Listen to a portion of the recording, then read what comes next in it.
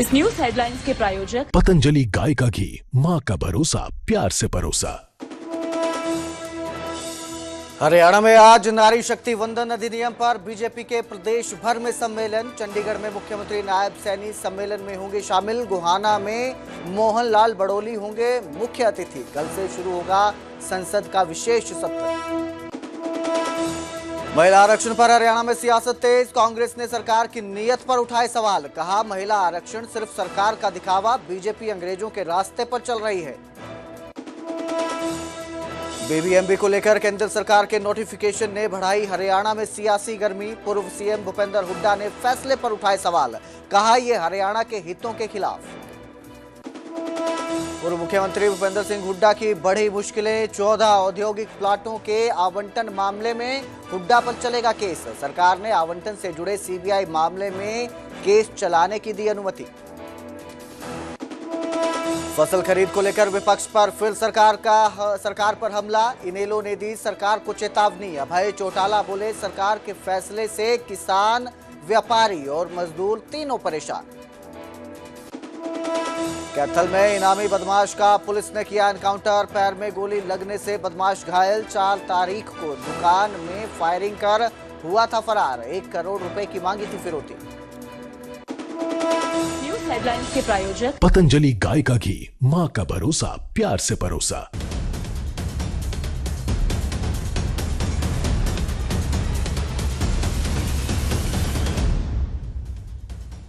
नमस्कार, स्वागत है न्यूज 18 पंजाब हरियाणा में। मैं आपके साथ कुलदीप भारद्वाज। हरियाणा में आज नारी शक्ति वंदन अधिनियम पर सम्मेलन है और बीजेपी की ओर से कई जगहों पर कार्यक्रम आयोजित किए गए हैं। चंडीगढ़ में नारी शक्ति वंदन अधिनियम सम्मेलन में मुख्यमंत्री नायब सिंह सैनी शामिल होंगे, तो वहीं करनाल, यमुनानगर, गोहाना समेत कई जगहों पर कार्यक्रम होगा।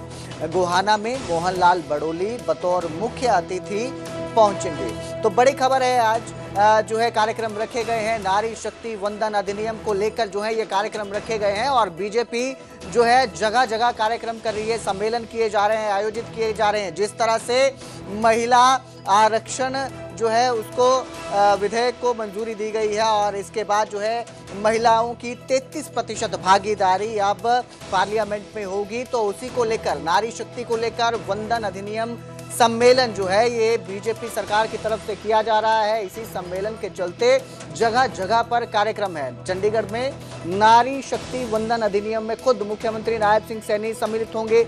वहीं बाकी जगहों पे भी आज जो है नारी शक्ति अधिनियम वंदन को लेकर कार्यक्रम आयोजित किए गए।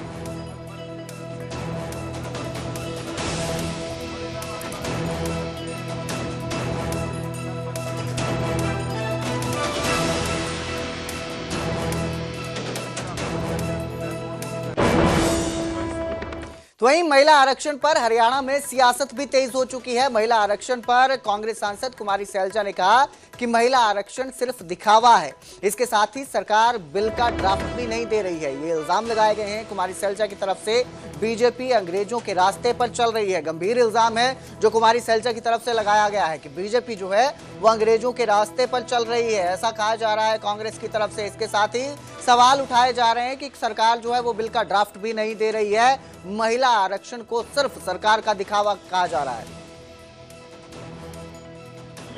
आज हम बाबा साहेब को याद करते हैं और ऐसे मौके पे याद कर रहे हैं उनकी जयंती पर, जब भारत के संविधान के साथ खिलवाड़ हो रहा है। लोगों में आपस में डिफरेंसेस पैदा किए जा रहे हैं, देश में डिफरेंसेस पैदा किए जा रहे हैं। और जो लड़ाई लड़ी थी देश के करोड़ों लोगों ने अपने संविधान को पाने के लिए, जिसके बाबा साहेब मुख्य रचयिता थे, आज़ादी की लड़ाई लड़ी किस लिए? कि अंग्रेज़ों की नीति दोबारा सफल ना हो, हमारे देश की एकता अखंडता बरकरार रहे, जो सदियों से चलती आ रही थी। लेकिन अब भाजपा फिर अंग्रेज़ों के दिखाए रास्ते पर डिवाइड एंड रूल पर चल रही है। लोगों को बांटने का प्रयास है। महिला आरक्षण केवल एक आड़ है, एक दिखावा है। अगर ये सच में चाहते तो जब बिल पास हुआ उस समय अपनी स्थिति स्पष्ट करते। और ये कैसी चाल है कि एक और आप पूरी पब्लिसिटी दे रहे हैं और दूसरी ओर आप विपक्ष के साथ, पार्लियामेंट के साथ और देश के साथ आप ये भी नहीं दिखा पा रहे, आप ड्राफ्ट भी नहीं दे रहे कि हम कैसा बिल लेकर आ रहे हैं। तो ये लुका छिपी क्या चल रही है? एक और पब्लिसिटी कर रहे हैं और दूसरी ओर आप ये भी नहीं बता रहे कि उसका बिल का प्रारूप क्या है।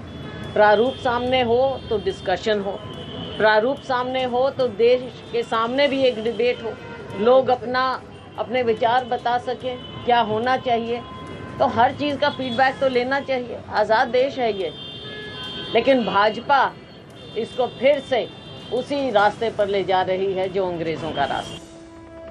और अब बात करेंगे बीबीएमबी की। भाखड़ा ब्याज मैनेजमेंट बोर्ड को लेकर केंद्र सरकार के गजट नोटिफिकेशन में अब हरियाणा में भी सियासी हलचल बढ़ गई है।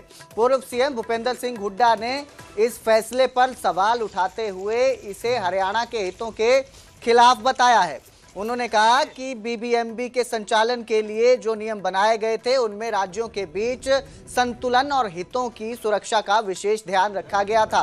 और अब जो है हरियाणा में बीबीएमबी को लेकर बाकी जो प्रदेश है उनके लोगों के लिए भी रास्ते खुले हैं और इसी का ये विरोध किया जा रहा है। इसी को लेकर कहा जा रहा है कि जो हित थे हरियाणा के उनका अब ध्यान नहीं रखा गया है।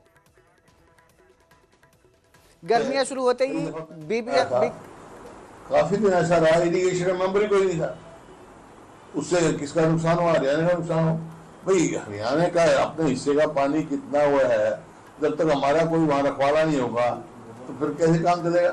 तो हरियाणा सरकार से क्या मांग करेंगे? यही करेंगे अपना मेंबर बनाओ और जितने जैसे हमारे समय में जितनी वहां भर्ती होती थी, चाहे वो एसडीओ की हो, ओवरसीयर की हो, हरियाणा का कोटा था, हमने लिया। अब मतलब हरियाणा को कोटा ही नहीं मिल रहा वहां। तो मांग नहीं माने जाने पर क्या आपका आगे एक्शन प्लान रहेगा? आवाज उठाएंगे। हरियाणा की इतनी लड़ाई लड़ी, हम पहले भी लड़ी, जैसे एसवाईएल के बारे में लड़ रहे हैं। एक और नारी शक्ति वंदन और बीबीएमबी को लेकर सियासी पारा हरियाणा में चढ़ा हुआ है तो दूसरी ओर किसानों के मुद्दे पर भी जमकर हंगामा हो रहा है। खरीद के नियमों को लेकर किसान और विपक्ष जो है लगातार नाराज नजर आ रहे हैं। विपक्ष लगातार सरकार को निशाने पर ले रहा है और आरोप लगा रहा है कि सरकार किसानों को कमजोर करने का काम कर रही है। लगातार विपक्ष की तरफ से मंडियों के दौरे भी किए जा रहे हैं और जो नए नियम बनाए गए हैं खासतौर पर बायोमेट्रिक और गेट पास को लेकर विपक्ष सरकार पर निशाना साध रहा है।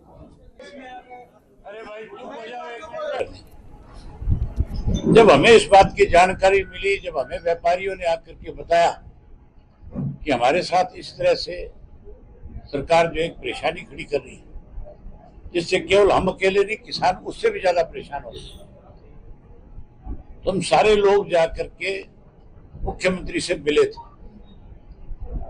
और मुख्यमंत्री को इस बात के लिए मजबूर करके आए थे कि या तो फैसला बदल ले वरना अगले लड़ाई के लिए तैयार हो जाए। ये तो मैं शुरू से कहा है, इन्होंने किसान तो आज बड़ी भारी परेशानी में है। मेरी फसल मेरा ब्यौरा से शुरू होता है, मैं उसका मतलब नहीं समझा। पोर्टल सर्वर चलता नहीं, आज ही टेलीफोन आया है सर्वर नहीं चल रहा है। सर्वर नहीं चलेगा जब तक लिफ्टिंग नहीं होगी, गेट पास नहीं होगा। सारी मंडी जो है भरी पड़ी है, आवक हो ही नहीं सकती जब मंडी में जगह ही नहीं है। मेरा फसल मेरा ब्यौरा, पहले तो उसको करो, फिर पटवारी वेरिफिकेशन करेगा, फिर गेट आधार कार्ड के हिसाब से गेट पास बनेगा, फिर बायोमेट्रिक होगी किसान की, उसकी आंखों की फोटो होगी, तमाशा है। फिर लिफ्टिंग नहीं होगी क्योंकि एमएसपी देने में कष्ट हो रही है। जो आपने देखा जैसे धान में घोटाला हुआ, एमएसपी कहाँ मिली किसान को? अपने एमएसपी से कम भाव में बेचा। इसी प्रकार से ये गेहूं की खरीद में भी एक घोटाले का अंजाम करने जा रहे हैं। तो जहां विपक्ष लगातार सरकार को घेर रहा है, वहीं कुरुक्षेत्र में कुछ किसानों ने गेहूं खरीद में गड़बड़ी के आरोप लगाए हैं। आरोप है कि दूसरे प्रदेशों से गेहूं हरियाणा में रातों रात बेची जा रही है। इसको लेकर अब किसान यूनियन ने प्रशासन को ज्ञापन भी सौंपा है और कार्यवाही की मांग की है। कई घंटों तक खड़े रहते हैं, उनका कोई मसला नहीं होता है। एक किसान मेरे पास ही भी आ रहा था थोड़ी देर पहले, 12 तारीख की उसकी गेहूं आई हुई है, उसका आज तक गेट पास नहीं मिला, उसको बायोमेट्रिक नहीं मिला। बायोमेट्रिक और गेट पास कैसे का टाइम का कैसे एंट्री की गई है, कुछ पता लगा? ये अभी कुछ का ये तो अभी जांच करेंगे, प्रशासन जांच करके बताएगा भी इसका गेट पास कटा या नहीं कटा, कैसे वो किस प्रकार से अंदर मंडी में आन गए, तुल भी ली, सारे काम हो गए और यहाँ से उठान भी शायद हो भी गया हो। तो आपने शिकायत दी है? हाँ जी, शिकायत दी है और यहाँ पे जो सबूत थे वो पेश कर दिए हैं, वीडियो थी हमारे पास जो, वो वीडियो हमने दे दी है और उसके ऊपर हमने यही कहा प्रशासन से भी इसमें सख्त से सख्त कार्रवाई हो और जो आम किसान है वो परेशान न हो। एक मामला सामने आया तो क्या? ये तो रात कोई 12 बजे के आसपास जी 2 ट्राले आए हैं, यूपी के हैं, महिंद्रा ट्रैक्टर था, 150 क्विंटल कम से कम माल है जी। पिछले गेट से एंट्री हुई है, इनके ऑनलाइन जो अंदर पे लगी हुई है ना एलसीडी, उसमें भी चेक करवा दिया, इनको बता दिया जी, जो भी सारा रिकॉर्ड था इनको दे दिया, वीडियो भी दे दिया, ट्रैक्टर नंबर भी दे दिया, सारा कुछ दे दिया जी। ये तो ऐसे तो बिल्कुल ही सिस्टम खराब है जी। यहाँ लोग लाइन में लग के गेट पास कटवा रहे हैं और जिसका वो बिक नहीं रही कनक, और ऐसे ही अंदर बिक के उनकी बोरियां ही भर दी, रात को 1 बजे ही बोरियां भर के चले गए। ये तो किसान के साथ दुख है जी, जो मंडी में आ रहे बेचारे 4-4 दिन से पड़े हैं, किसी को मास्टर के नाम पे वो कर रहे हैं, किसी को लिफ्टिंग, कोई लिफ्टिंग नहीं हो रही यहाँ मंडी में। को जानकारी दी है? हाँ, प्रशासन को जानकारी दे दी है, जिनको वीडियो करा दी, सेक्रेटरी को और अपना जो अंदर बैठे हैं उनको सारा कुछ करा दिया है जी, जो भी होगा। प्रशासन कह रहे कार्रवाई करेंगे, उन्होंने ले लिया जी, जो भी रिकॉर्ड था सारा लेके उन्होंने कह दिया कार्रवाई करेंगे, जो भी बनता है पर्चा दर्ज कराएंगे। जैसे आड़ती एक 49 नंबर है, 50 पता नहीं 49 नंबर है जी, 50 नंबर और एक 74 नंबर के सामने है जी। कोई गेट पास नहीं कटा, ऐसे ही अंदर एंट्री भी है बिल्कुल एकदम जैसे चोरी वाला सिस्टम है, एक वो है जी। और एक मंडी में फर्जी कांडे चले हुए हैं जी, जब कंप्यूटर कांडे का ऑर्डर है तो फर्जी कांडे क्यों चल रहे हैं? हम कल पीपली मंडी में गए थे, सीएम साहब आए हुए थे, उनसे 5 मिनट बाद सेक्रेटरी साहब ने एक बोला, अगर कोई कंप्यूटर कंडा नहीं चलाता ना, उसको 10 फर्जी कंडा चलाता है, उसमें 10,000 का फाइन किया उन्होंने। यहाँ क्यों नहीं चलाते जी? जब ऊपर से ऑर्डर है, क्या जो दिक्कत क्या है जी? हम तो यही मांग करते, यहाँ फर्जी कांडे चल रहे 90%, आप चेक कर सकते हो जाके, सारी गड़बड़ी है जी। यहाँ इस मंडी में सबसे ज्यादा गड़बड़ है, कहते इसकी जांच यही है, यहाँ इसकी जांच पूरी उस तय तक होनी चाहिए, हम इसकी मांग करते हैं।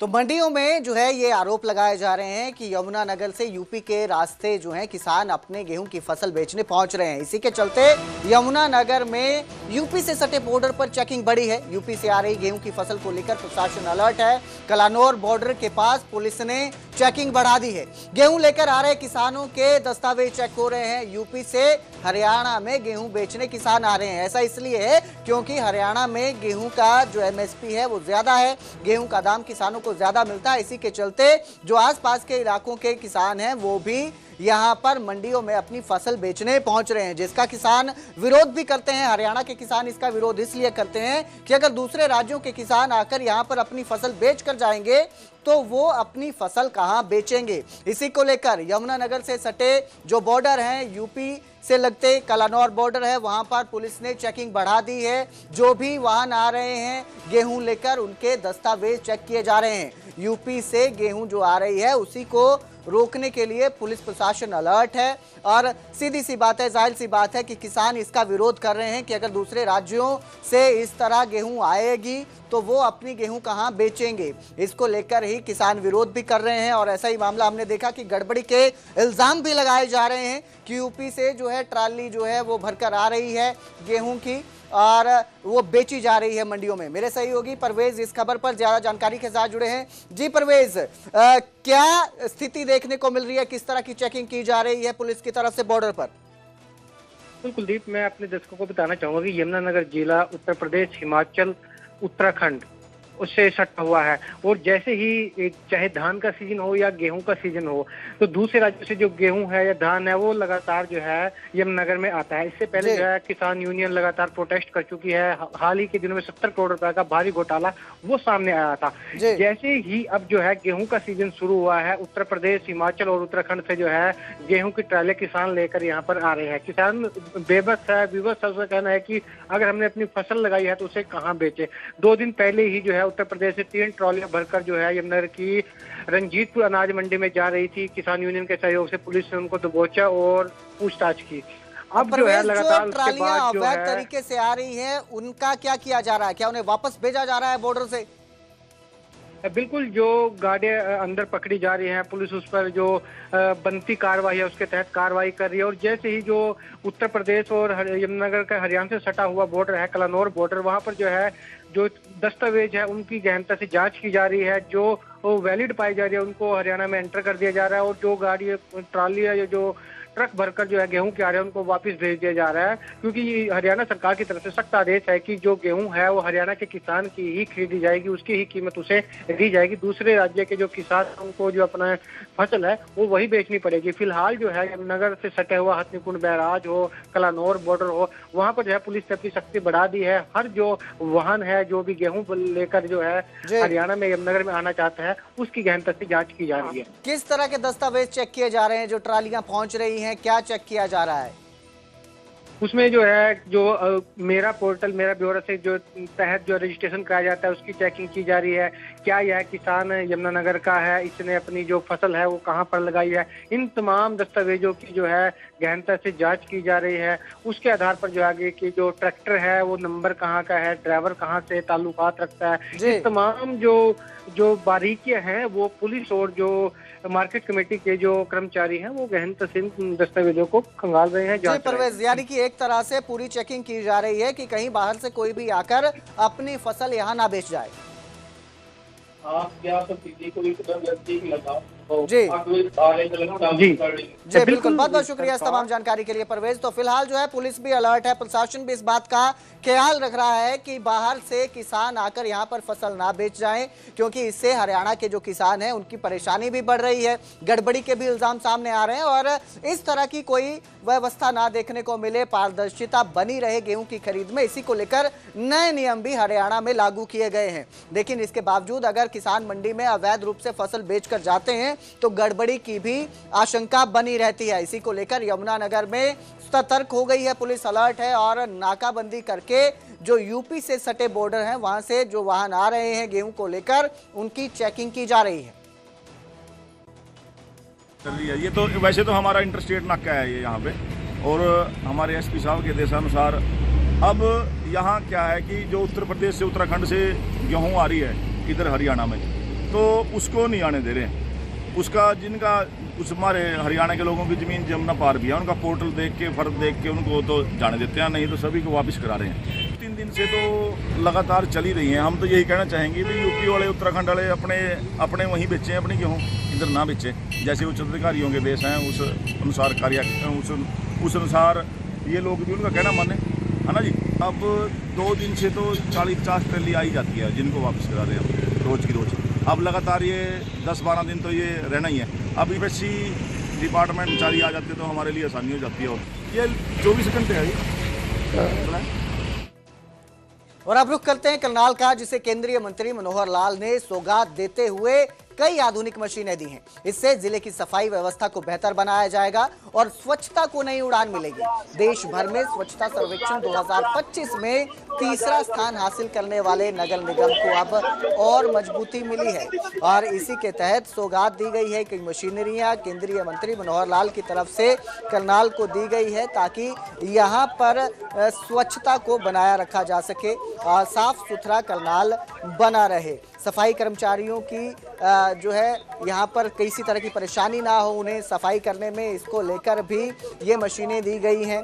और ये जो मशीनें हैं ये व्यवस्था को पहले से अधिक प्रभावी बनाएंगी, ऐसा भी केंद्रीय मंत्री मनोहर लाल का कहना है। देखिए, आज डॉक्टर भीमराव अंबेडकर जी की जयंती का दिन है और खुशी की बात है कि आज यहाँ नगर निगम करनाल ने स्वच्छता अभियान में जो कुछ यहाँ उद्घाटन किया है, एक तो रोड स्वीपिंग मशीन का उद्घाटन किया है और यहाँ जो रिक्शा चलाए गए हैं, रिक्शा कितने 150 रिक्शा ये भी लोगों को दिए गए सफाई कर्मचारियों को, ताकि इससे शहर की जो सफाई का जितना काम है पहले भी अच्छा हो रहा है और जरा अच्छे प्रकार से आगे बढ़े। क्योंकि पिछले वर्ष की जो स्वच्छता सर्वेक्षण के नाते से जो सर्वे हुआ उसमें करनाल का अपना एक स्थान पूरे देश भर में निकल के आया था। कंपटीशन में इन्होंने टारगेट रखा कि हम और आगे कैसे बढ़े, इसलिए स्वच्छता के जितने भी आयाम हैं इसको आगे बढ़ाया जाए और साथ में 5 एस्पिरेशन टॉयलेट तो 5 स्पेशल टॉयलेट्स इनका भी आज उचित प्रबंध करके और जहाँ जहाँ उसकी आवश्यकता होगी वहाँ उसको लगाया जाएगा। तो इस नाते से करनाल के जो कर्मचारी हैं, हमारे सफाई कर्मचारी, उनको भी मैं शुभकामना देता हूँ, बधाई देता हूँ। और उनको एक जो हम किस्त दे रहे हैं, उनके तनख्वाह का जो अनाउंसमेंट है वो बहुत जल्दी उनको किस्त रिलीज की जाएगी, वो भी आपको बताया जाएगा। लेकिन हमारे सफाई कर्मचारी बहुत अच्छे प्रकार से काम कर रहे हैं, मैं उन सब की बहुत सराहना करता हूँ। एक वेस्ट मटेरियल से कार का भी बहुत से आयाम हैं जो स्वच्छता अभियान के अंदर काम आएंगे। अभी तो एक एक करके आगे बढ़ रहे हैं और भी कई चीजें इस शहर को प्रदेश का एक सुंदरतम शहर बना करके कैसे आगे बढ़ा जाए, इसकी योजना सब हमारी मेयर मैडम ये स्वयं देखरेख कर रही हैं, हमारे अधिकारी भी साथ मिलकर के सब कर रहे हैं। तो इस शहर को और कैसे अच्छा किया जाए इस पर काम कर रहे हैं। डिप्टी मेयर और सीनियर डिप्टी मेयर जब होगी तो पता लगेगा आपको।